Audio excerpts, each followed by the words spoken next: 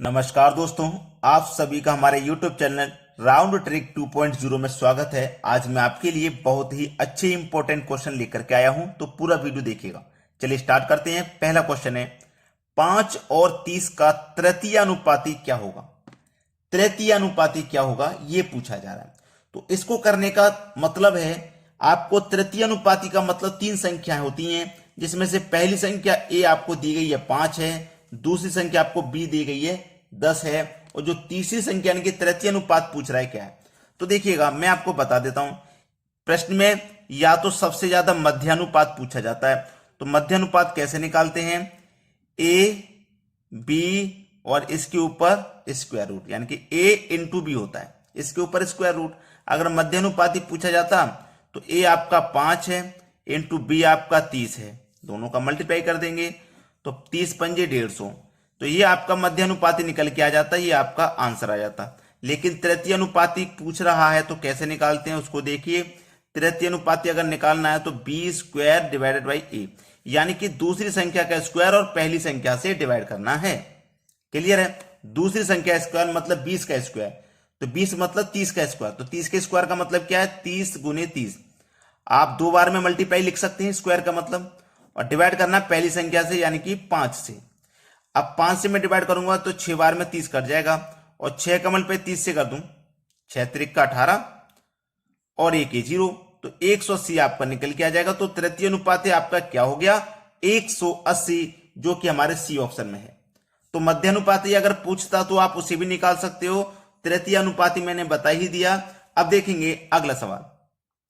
अगला सवाल है, किसी राशि पर 4 वर्षों का साधारण ब्याज उस राशि का 1/5 है, वार्षिक ब्याज की दर क्या है, यह पूछा है। तो चलिए इसको निकाल लेते हैं। हमें नहीं पता तो हम क्या करेंगे 100 मान लेंगे। किसी राशि पर पूछा है ना, तो हमें नहीं पता, हम उस राशि को 100 मान लेंगे। तो उस राशि का 1/5 है, जो साधारण ब्याज है ना वो 1/5 है। इस राशि का यानी कि 100 का क्या है 1/5। अब मैं 5 से अगर 100 को कटा दूं तो 20 बार में कट जाएगा, और 20 का पे 1 से कर दूं तो 20 आ जाएगा। इसका मतलब क्या है कि 1 वर्ष का जो ब्याज आएगा आपका, वो 1 वर्ष का ब्याज आएगा 20। 1 वर्ष का 20, यानी कि हमसे जो पूछा जा रहा था वो था 4 वर्ष का, वो था 4 वर्ष का भाई। तो इसका मतलब जो 4 वर्ष का आ जाएगा 20, क्योंकि 1/5 जो हमें प्राप्त हो रहा था ये 4 वर्ष का। तो जो ब्याज 20 रुपया निकल के आया है ना वो 4 वर्ष का। जब 4 वर्ष में 20, तो 1 वर्ष का रेट कितना हो जाएगा 5%।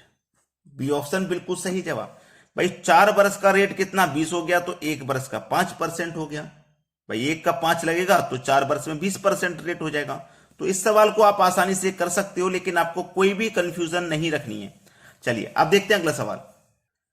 अगला प्रश्न है, एक घड़ी 200 रुपए में बेचने पर उतने ही प्रतिशत का लाभ होता है जितना उस घड़ी का क्रय मूल्य है। घड़ी का क्रय मूल्य क्या है, बहुत अच्छा सवाल है भाई। ऐसे सवाल को सबसे पहले तो मैं आपको बता दूं कि आपको करना है 5 सेकंड में, ठीक है। क्योंकि घड़ी का मूल्य मान लीजिए 100 रुपए है, घड़ी का मूल्य मान लीजिए 100 रुपए है, तो लाभ भी 100%, उतने ही प्रतिशत का लाभ होता है जितना उस घड़ी का मूल्य है। अगर 100 रुपए मूल्य है तो लाभ भी हमें 100% का ही होता है। इस तरीके का सवाल है।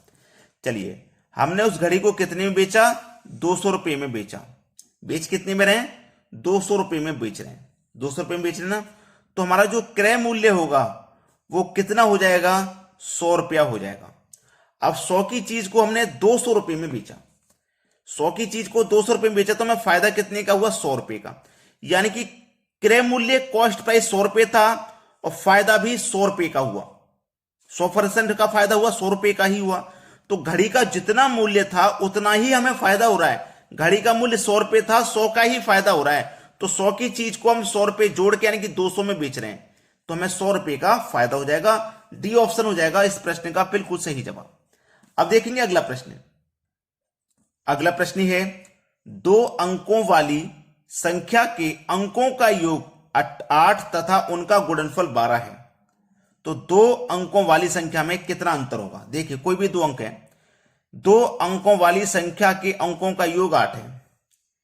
ये पहली संख्या, ये दूसरी संख्या, दोनों का योग 8 है, इतना बोला है। उनका गुणनफल 12 है, यानी कि इन्हीं दोनों संख्या का गुणनफल 12 है, तो उनका अंतर कितना होगा, यानी कि ए और बी का अंतर क्या होगा ये आपको बताना है। तो मैं कोई दो संख्या ऐसी लूं जिनको अगर मैं जोड़ूं तो 8 आ जाए, और उन्हीं दोनों संख्या का अगर मैं मल्टीप्लाई करूं तो मेरा 12 आ जाए। तो मैं अगर ए को 6 मान लूं, बी को 2 मान लूं, तो दोनों को जोड़ने पे 8 मिल जाएगा। ठीक है, 8 मिल जाएगा। और ए को मैंने 6 माना है, बी को 2 माना है, दोनों का गुना करूंगा, 6 दूनी का 12 मिल जाएगा। तो यहां तक बिल्कुल सही है। तुम्हारा ए का मान कितना भैया, 6 है, बी का मान 2 है, अंतर कर लो, तो 6 में से 2 घटा दो 4, यानी कि यहां 4 आ जाएगा। सवाल खत्म। बहुत सारे बच्चे होते हैं कि इस प्रश्न से डरते हैं, समझ में ही नहीं आता क्या करना है। जब हम आपको आसान तरीका बता रहे हैं, आसान तरीके से जब समझा रहे हैं, आपको कुछ मतलब कंफ्यूजन रखना ही नहीं है, आसानी से समझ में आ जाएगा। बस रेगुलर हमारे वीडियोस को आप देखते चलिए। अब देखते हैं अगला सवाल।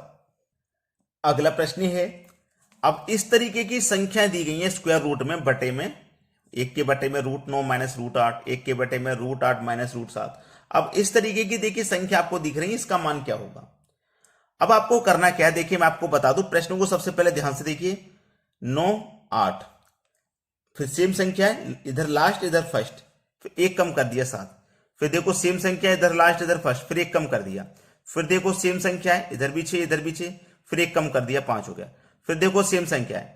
तो यहां पे कुछ समझ में आया, जो लास्ट है वही फर्स्ट है, जो लास्ट है वही फर्स्ट है, इस तरीके की संख्या है।